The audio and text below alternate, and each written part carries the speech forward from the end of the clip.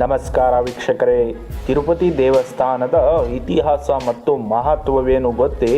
ಹೆಚ್ಚು ಭಕ್ತ ಸಮೂಹವನ್ನು ಹೊಂದಿರುವ, ಆರ್ಥಿಕವಾಗಿ ಸದೃಢವಾಗಿರುವ ಪ್ರಭಾವಶಾಲಿ ದೇವಾಲಯಗಳಲ್ಲಿ ತಿರುಮಲ ಬೆಟ್ಟದ ಮೇಲೆ ನೆಲೆಗೊಂಡ ತಿರುಪತಿ ತಿಮ್ಮಪ್ಪನ ದೇವಸ್ಥಾನವು ಒಂದು. ತಮ್ಮ ಇಚ್ಛೆಯನ್ನು ಈಡೇರಿಸಿಕೊಳ್ಳಲು ಲಕ್ಷಾಂತರ ಭಕ್ತರು ಈ ದೇವಾಲಯಕ್ಕೆ ಬರುತ್ತಾರೆ.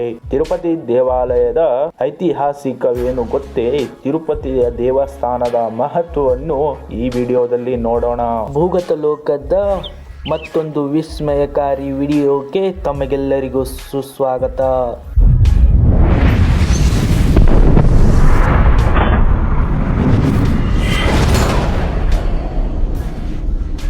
ಸ್ವಯಂಭೂ ಶ್ರೀ ಯಂತ್ರದಲ್ಲಿ ಸ್ಥಾಪಿಸಲಾದ ವಿಗ್ರಹ ತಿರುಪತಿ ತಿಮ್ಮಪ್ಪನ ದೇವಸ್ಥಾನ ವಿಶ್ವದ ಅತ್ಯಂತ ಶ್ರೀಮಂತ ದೇವಾಲಯದಲ್ಲಿ ಒಂದಾದ ತಿರುಪತಿ ದೇವಾಲಯದ ಬಗ್ಗೆ ಯಾರಿಗೆ ತಾನೇ ತಿಳಿದಿಲ್ಲ ಹೇಳಿ.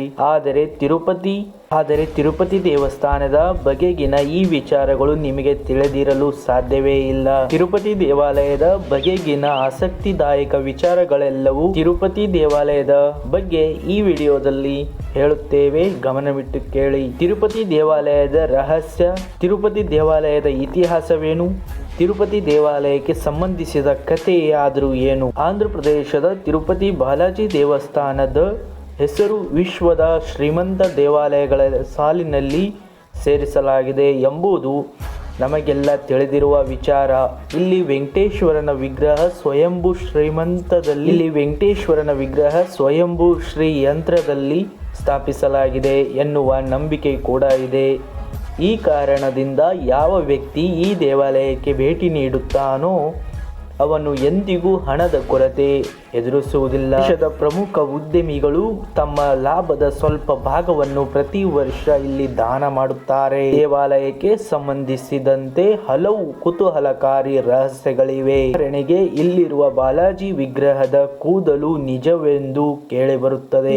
ಈ ದೇವಾಲಯಕ್ಕೆ ಸಂಬಂಧಿಸಿದ ಮತ್ತೊಂದು ನಂಬಿಕೆಯ ಪ್ರಕಾರ ಬಾಲಾಜಿ ವಿಗ್ರಹದ ಹಿಂದೆ ನಿಮ್ಮ ಕಿವಿಯಿಂದ ಕೇಳಿದರೆ ಆಗ ನೀವು ಬೃಹತ್ ಸಮುದ್ರದ ಅಲೆಗಳ ಶಬ್ದವನ್ನು ಕೇಳುತ್ತೀರಿ.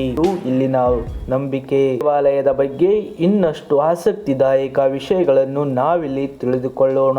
ಶ್ರೀಮಂತ ದೇವಾಲಯಗಳಲ್ಲಿ ಒಂದಾದ ತಿರುಪತಿ ತಿಮ್ಮಪ್ಪನ ದೇವಾಲಯ.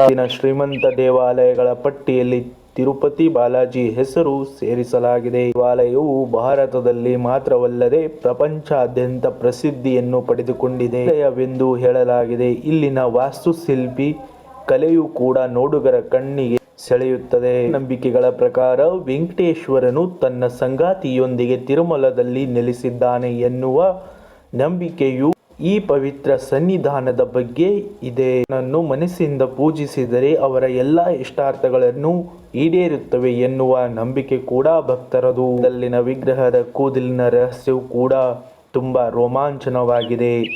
ದೇವಾಲಯದಲ್ಲಿ ಪ್ರತಿಷ್ಠಾಪಿಸಲಾಗಿರುವ ವಿಗ್ರಹದ ತಲೆಯ ಮೇಲಿನ ಕೂದಲು ಕೂಡ ನಿಜವಾದ ಕೂದಲೆನ್ನುವ ನಂಬಿಕೆ ಇದೆ. ಭಗವಾನ್ ವಿಷ್ಣು ಲಕ್ಷ್ಮೀ ದೇವಿಯನ್ನು ಹಿಂಬಾಲಿಸಿಕೊಂಡು ಭೂಲೋಕಕ್ಕೆ ಬಂದಾಗ ಅವನ ಕೆಲವು ಕೂದಲು ತಪ್ಪಿ ಭೂಮಿಯ ಮೇಲೆ ಬಿದ್ದಿತ್ತು. ಗಂಧರ್ವ ರಾಜಕುಮಾರಿಯಾಗಿ ಇಳಿದಾಗ ಅವಳು ತನ್ನ ಸುಂದರವಾದ ಕೂದಲುಗಳನ್ನು ಕತ್ತರಿಸಿ ದೇವರಿಗೆ ಅರ್ಪಿಸಿದಳು. ಭಕ್ತಿಯಿಂದ ಸಂತೋಷಗೊಂಡ ವೆಂಕಟೇಶ್ವರ ಸ್ವಾಮಿಯು ಅವಳ ಕಾಣಿಕೆಯನ್ನು ಸ್ವೀಕರಿಸಿ ಅವಳ ಮೇಲೆ ಸದಾ ಕಾಲ ಇಟ್ಟುಕೊಳ್ಳುವುದಕ್ಕಾಗಿ ಭರವಸೆಯನ್ನು ನೀಡುತ್ತಾನೆ. ಹಾಗಾಗಿ ತಿರುಪತಿ ವೆಂಕಟೇಶ್ವರನ ತಲೆಯ ಮೇಲೆ ಕೂದಲುಗಳನ್ನು ನೋಡಬಹುದು. ಸಮುದ್ರ ಅಲೆಗಳು ಕೂಡ ಮೈ ಜುಮ್ ಎನ್ನಿಸುತ್ತವೆ. ಇಲ್ಲಿರುವ ವೆಂಕಟೇಶ್ವರನ ವಿಗ್ರಹದ ಹಿಂದೆ ನಾವು ಕಿವಿ ಇಟ್ಟು ಕೇಳಿದರೆ ಸಮುದ್ರದ ಅಲೆಗಳು ಸದ್ದು ಸ್ಪಷ್ಟವಾಗಿ ಕೇಳಿಸುತ್ತದೆ ಎಂಬ ನಂಬಿಕೆ ಇದೆ. ಈ ವಿಗ್ರಹವು ಯಾವಾಗಲೂ ತೇವಭರಿತವಾಗಿರುತ್ತದೆ. ಈ ದೇವಾಲಯದ ಅರ್ಚಕರು ಯಾವಾಗಲೂ ಈ ವಿಗ್ರಹವನ್ನು ವರಿಸುತ್ತಲೇ ಇರುತ್ತಾರೆ, ಆದರೆ ಅದರ ಹಿಂಭಾಗ ಯಾವಾಗಲೂ ತೇವವಾಗಿರುತ್ತದೆ. ಮೂರ್ತಿಯ ಮೇಲೆ ಬೆವರು ಯಾವಾಗಲೂ ಸುರಿತಾನೆ ಇರುತ್ತೆ. ಎಷ್ಟೋ ವಿಜ್ಞಾನಿಗಳು ಕೂಡ ಪರೀಕ್ಷೆ ಮಾಡಿದರೂ ಕೂಡ ರಹಸ್ಯವಾಗಿಯೇ ಉಳಿದುಕೊಂಡಿದೆ. ಮತ್ತು ಇನ್ನೊಂದು ರಹಸ್ಯವೇನೆಂದರೆ ತಿರುಪತಿ ತಿಮ್ಮಪ್ಪನ ದೇವಸ್ಥಾನದಲ್ಲಿನ ದೀಪಗಳು ಹೇಗೆ ಉರಿಯುತ್ತವೆ ಎಂಬುದು ರಹಸ್ಯವಾಗಿಯೇ ಉಳಿದುಕೊಂಡಿದೆ. ದೀಪ ಎಂದಿಗೂ ಆರುವುದೇ ಇಲ್ಲ. ಇದರ ಹಿಂದಿನ ರೋಮಾಂಚಕ ರಹಸ್ಯ ಬಿಚ್ಚಿಡುತ್ತೇವೆ. ಇಲ್ಲಿನ ದೇವಾಲಯದ ಗರ್ಭಗುಡಿಯಲ್ಲಿ ವಿಗ್ರಹದ ಮುಂದೆ ಇಟ್ಟಿರುವ ದೀಪವು ಎಂದಿಗೂ ಆರಿ ಹೋಗುವುದಿಲ್ಲ ಎಂದು ಹೇಳಲಾಗುತ್ತದೆ. ಅಷ್ಟೇ ಅಲ್ಲ, ಈ ದೀಪ ಯಾವಾಗ ಮತ್ತು ಹೇಗೆ ಉರಿಯುತ್ತಿದೆ ಎಂಬುದು ಯಾರಿಗೂ ತಿಳಿದಿಲ್ಲ. ತಿರುಪತಿ ದೇವಾಲಯದ ಬಗೆಗಿನ ಈ ಮೇಲಿನ ವಿಚಾರಗಳು ನಮ್ಮಲ್ಲಿ ಅಚ್ಚರಿ ಮಾಡುತ್ತದೆ. ಸಹಜ, ಯಾಕೆಂದರೆ ಇಂತಹ ವಿಸ್ಮಯಕಾರಿ ನಾವು ತಿರುಪತಿಯಲ್ಲಿ ಹೊರತುಪಡಿಸಿ ಬೇರೆಲ್ಲಿ ನೋಡಲು ಸಾಧ್ಯವೇ ಇಲ್ಲ. ವೀಕ್ಷಕರೇ, ಇನ್ನು ನೀವು ನಮ್ಮ ಚಾನಲ್ನ ಸಬ್ಸ್ಕ್ರೈಬ್ ಮಾಡಿದ್ದಿಲ್ಲ ಅಂದರೆ ಈಗಲೇ ಸಬ್ಸ್ಕ್ರೈಬ್ ಮಾಡಿಕೊಳ್ಳಿ. ಈಗ ತಿರುಪತಿ ಬಾಲಾಜಿಯ ಕಥೆಯನ್ನು ನೋಡಿಕೊಂಡು ಬರೋಣ. ಕಲಿಯುಗದಲ್ಲಿ ಭಕ್ತರನ್ನು ಆಶೀರ್ವದಿಸಲು ಭಗವಂತನು ಭೂಮಿಯ ಮೇಲೆ ತಿರುಪತಿಯಲ್ಲಿ ನೆಲೆಸುತ್ತಾನೆ ಎಂದು ಪುರಾಣ ಕೆಲವು ಆಸಕ್ತಿದಾಯಕ ಕಥೆಗಳು ಹೇಳುತ್ತವೆ. ಒಮ್ಮೆ ಭೃಗು ಮಹರ್ಷಿಯು ತ್ರಿಮೂರ್ತಿಗಳಾದ ಬ್ರಹ್ಮ, ವಿಷ್ಣು, ಮಹೇಶ್ವರರು ನಡುವೆ ಯಾರು ಶ್ರೇಷ್ಠರು ಎಂಬುದು ತಿಳಿದುಕೊಳ್ಳಲು ಬಯಸುತ್ತಾರೆ. ಅವರು ಭಗವಾನ್ ಬ್ರಹ್ಮ ಮತ್ತು ಶಿವನನ್ನು ಪರೀಕ್ಷಿಸಿದಾಗ ಅವರಿಗೆ ತೃಪ್ತಿ ಸಿಗುವುದಿಲ್ಲ. ಆದುದರಿಂದ ವೈಕುಂಠ ಧಾಮಕ್ಕೆ ಹೋಗಿ ವಿಷ್ಣುವನ್ನು ಪರೀಕ್ಷಿಸಲು ಮುಂದಾಗುತ್ತಾರೆ. ವಿಷ್ಣು ಕ್ಷೀರಸಾಗರದ ಮೇಲೆ ಮಲಗಿದ್ದಾಗ ಆ ಸಂದರ್ಭದಲ್ಲಿ ಭೃಗು ಮಹರ್ಷಿಯು ವಿಷ್ಣುವಿನ ಎದೆಯ ಮೇಲೆ ಒದೆಯುತ್ತಾನೆ. ಲಕ್ಷ್ಮೀದೇವಿಯು ವಿಷ್ಣುವಿನ ಎದೆಯಲ್ಲಿ ನೆಲೆಸಿರುವುದರಿಂದ ಆಕೆ ಅವಮಾನಿತಗೊಂಡಳು ಮತ್ತು ವೈಕುಂಠ ಧಾಮವನ್ನು ತೊರೆದು ಭೂಲೋಕಕ್ಕೆ ಬರುತ್ತಾಳೆ.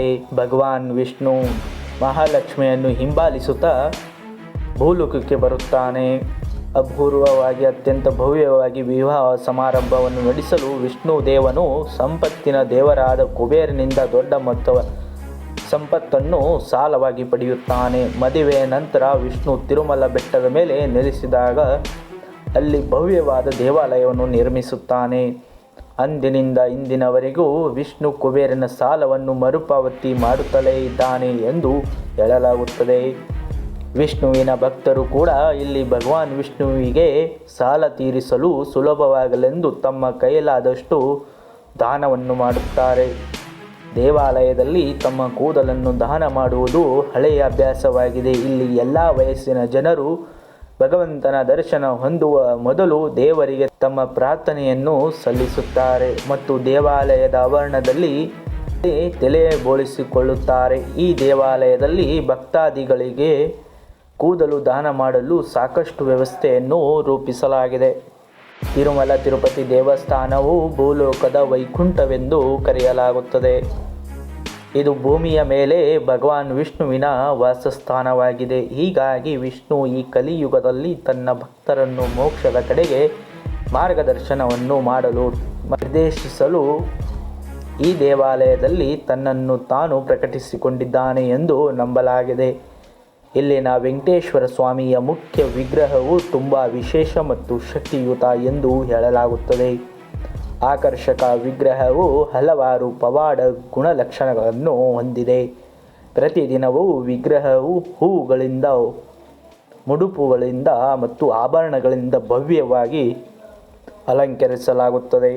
ಸ್ವ ಅಭಿವ್ಯಕ್ತಿ ಅಂದರೆ ವಿಷ್ಣುವಿನ ಸ್ವಯಂಭೂ ವಿಗ್ರಹವಿರುವ ತಿರುಪತಿ ದೇವಸ್ಥಾನದ ಗರ್ಭಗುಡಿಯನ್ನು ಆನಂದ ನಿಲಯಂ ಎಂದು ಕರೆಯಲಾಗುತ್ತದೆ.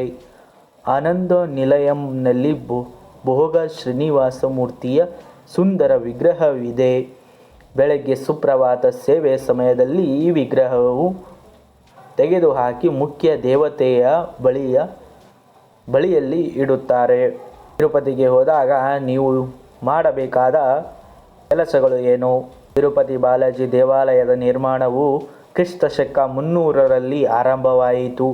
ಅನೇಕ ಚಕ್ರವರ್ತಿಗಳು ಮತ್ತು ರಾಜರು ಕಾಲಕ್ಕೆ ಅದರ ಅಭಿವೃದ್ಧಿಗೆ ನಿಯಮಿತವಾಗಿ ಕೊಡುಗೆಗಳನ್ನು ನೀಡಿದ್ದಾರೆ.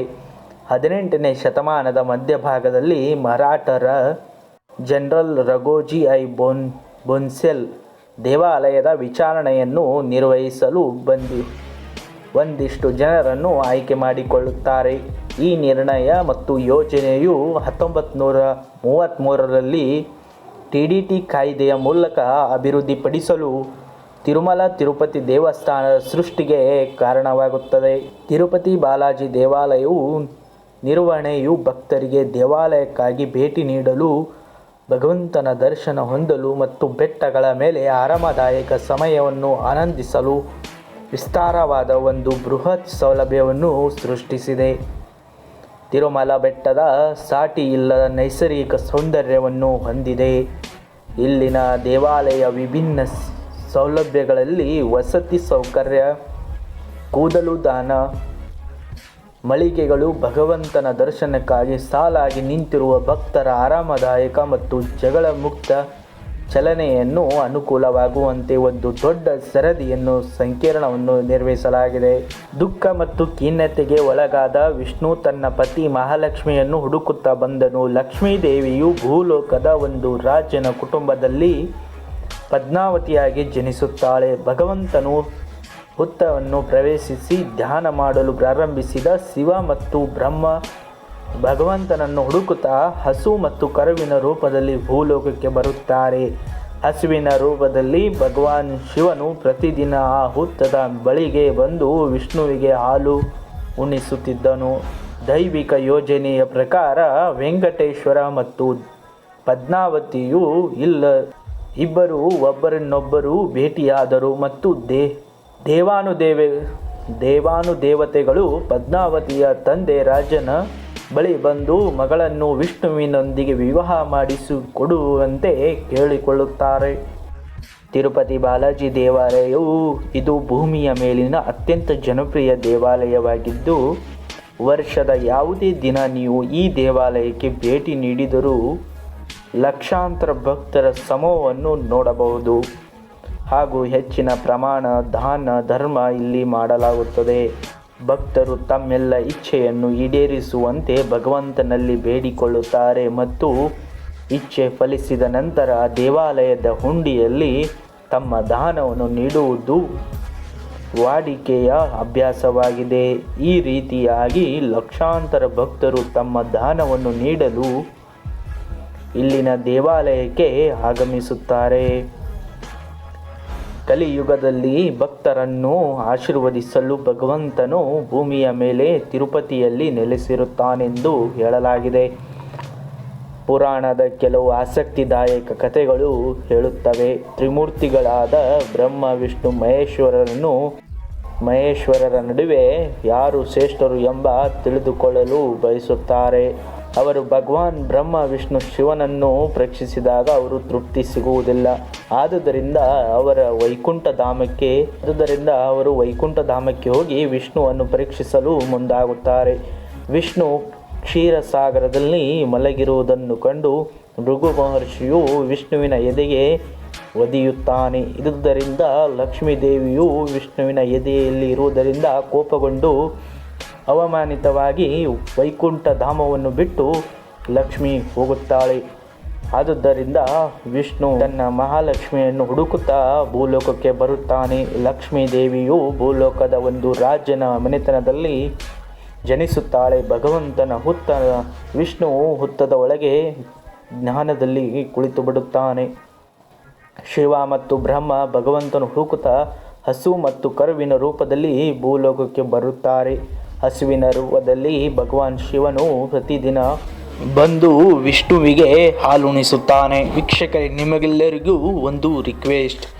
ಇನ್ನು ನೀವು ನಮ್ಮ ಚಾನಲನ್ನು ಸಬ್ಸ್ಕ್ರೈಬ್ ಮಾಡಿದಿಲ್ಲ ಅಂದರೆ ಈಗಲೇ ಸಬ್ಸ್ಕ್ರೈಬ್ ಮಾಡಿ, ಹಾಗೆ ಬೆಲ್ ಐಕನ್ ಮೇಲೆ ಕ್ಲಿಕ್ ಮಾಡಿ, ಆಲ್ ಮೇಲೆ ಕ್ಲಿಕ್ ಮಾಡಿ.